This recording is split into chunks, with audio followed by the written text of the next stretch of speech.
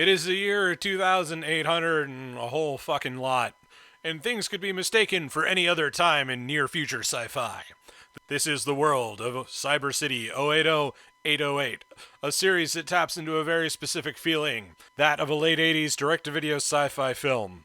The difference here is that it looks a lot better than it has any right to, but we'll get to that in a moment. To kick things off, the reason that this has a direct-to-video sci-fi movie vibe is because it actually is a direct-to-video sci-fi movie. But when I say DTV sci-fi, I mean the live-action kind, where a lot of stuff is a little sideways, if you catch my drift. This is a work by Yoshiaki Kawajiri, who you probably know from Vampire Hunter D Bloodlust and Ninja Scroll, and boy does it show. Lots of blood, lots of violence, maybe a little light on plot, and it's very light on overt world building. But that's okay, because it certainly doesn't get dragged down by that. Kawajiri, for whatever faults he may have as a storyteller, definitely has a handle on the visual part of this medium. And while he doesn't piffle around with extended explanation, you get the overall point of the world that he's creating.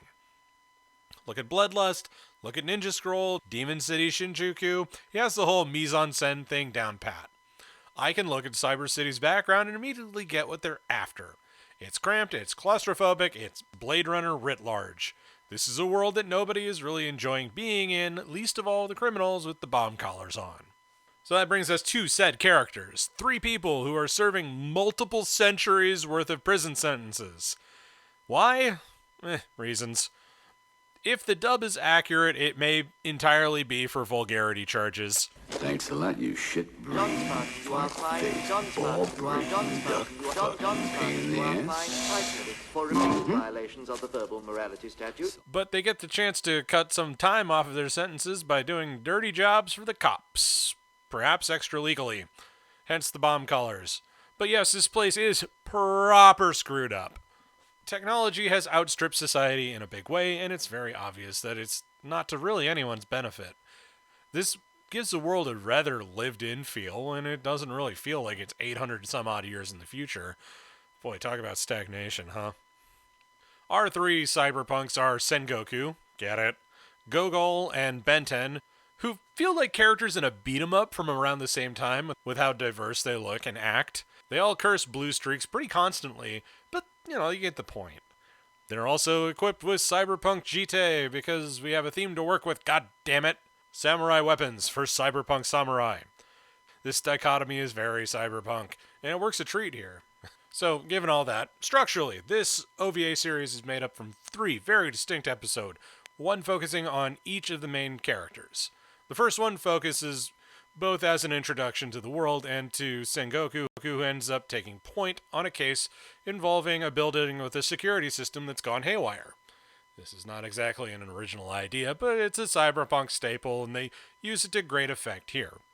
You see, when the focus goes from the story more to the characters, and the art is doing most of the heavy lifting for the world building, then you can forgive kind of a bog standard mission structure. When a building security system goes nuts, and the prime suspect is a corpo ladder climber with a dark secret, then it's all going to have to be in the execution. Throw in a little body horror, off you go, a solidly constructed little plot. This is workmanlike, which doesn't sound like praise, but it's better than being amateurish, and this is definitely a professional work, even if it's not perhaps artistically fulfilling. This is just the first episode, and it gives us a solid grounding for this whole thing, while putting in the foundation for some techno-magic hackery in future episodes. Sengoku as a character is not what you would call deep, and that's fine. He's a criminal of some stripe, but he's also got some kind of value system that makes him feel more heroic than his station would imply. He's a gunslinger on top of all that, and has a big fuck-off magnum. That would honestly make Deckard jealous. But other than being a bit of a puss hound, he doesn't have a whole ton going on between the ears. And in fairness, if I had a rap sheet long enough to land me 300 plus years in the pokey, I probably wouldn't have much going on either. Conversely, Gogol, which is clearly supposed to be Goggle because of his eye gear, but don't tell the dubbers that, is the big guy. And also the hacker. That's not a huge surprise, but it's certainly not your typical fare. I was certainly surprised. I was expecting him to be Big Punchman who makes grunty noises and punches the people. But no, he's actually probably the sharpest one in the whole crew.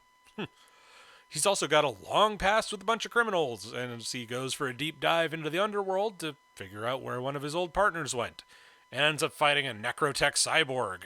And if you figured out where the twist might be, well, congrats, enjoy the no prize. This is not a deep OVA, folks. It is playing all the hits of the genre. It's basically a best of compilation, but it's also weirdly internally consistent. That maybe seems like a strange thing to notice, but all the tech they use is set up and paid off over the course of the series.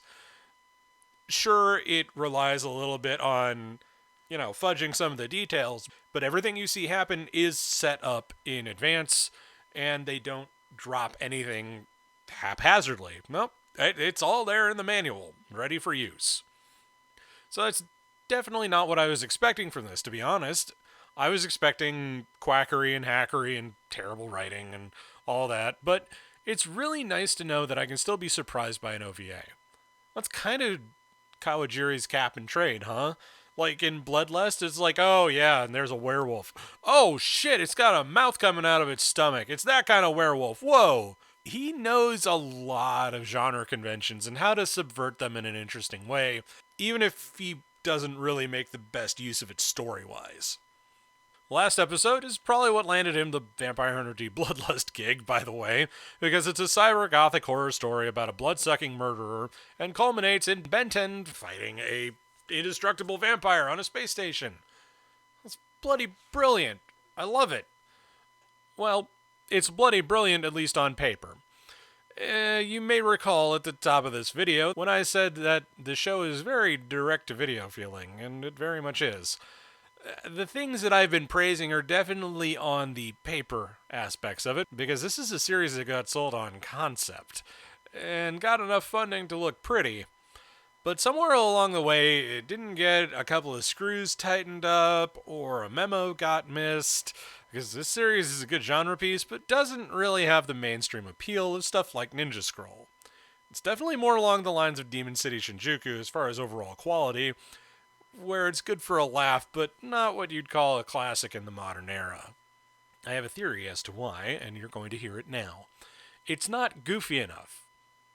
It's kind of understated and very moody and atmospheric, which is always appreciated by me, but it's not bombastic enough to really lock people in, and it's not staid enough to feel like a proper cyber noir story either. If you'll recall, Blade Runner did not do great at the box office when it was released. In spite of its clear craftsmanship, it somehow managed to fall into this perfect Sunday afternoon schlock niche. The characters are fulfilling a purpose, though not really much more than that. The plot lines are serviceable, but not super engaging for genre veterans. The art is unimpeachable, but OVAs of that time had very solid art direction.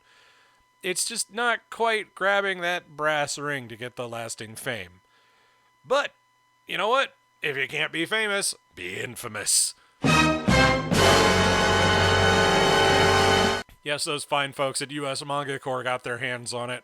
And when they did, they gave it the sweariest dub that I have heard in a hot minute. It is comedically vulgar, and wouldn't you know it, it really adds to the charm.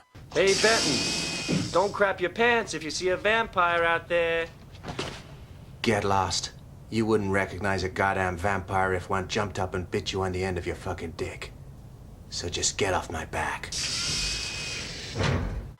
It completes the feeling that the original work was going for, though I can't imagine that people would be pleased with it if it were to drop nowadays. But that's an important thing about dubbing that seems to go amiss in the modern concept. While modern dubs go for line-by-line accuracy over overall feeling, this definitely swings the direct opposite direction. It makes some alterations to character motivations and lines that feel more in line with what you'd expect from this kind of genre piece, and definitely gave the writers a workout when they were doing it. But because it works so well with the series in look and feel, it's not just forgivable, it's actually preferable. This is peak 90s anime weirdness, and it works. So, the final verdict. Is this OVA series good? Not really. Is it entertaining in the right settings? Oh, yes. If you have, weird movie nights and the like, this is a good addition to the lineup. Is it the kind of show that belongs in, the galleries for quality? Not really. There are impressive aspects to it, and as far as a genre piece, yeah, no, it's top notch. But take it outside of that context, and it's kind of flimsy. You're really all hard, aren't you, you asshole? But if anything I've said really gets your motor running about it, it's getting a new release from our friends at Discotheque Media, so you can see this in wonderful, beautiful, maybe 4K, at least 2K. So you can see all the craftsmanship that really went into the actual art and backgrounds in the way that it has pretty much never been seen before. And hey, you know what? If you do pick it up, tell them Prof sent you. It won't do anything, but it'll make me feel good at least. That being said, this is Professor Otaku, the greatest American anime critic, signing off.